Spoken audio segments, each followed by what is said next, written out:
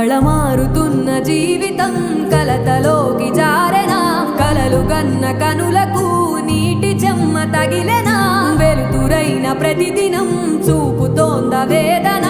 అందమైన బతుకున అలజడి చలరేగెనా ఏమిటి నీ పాపం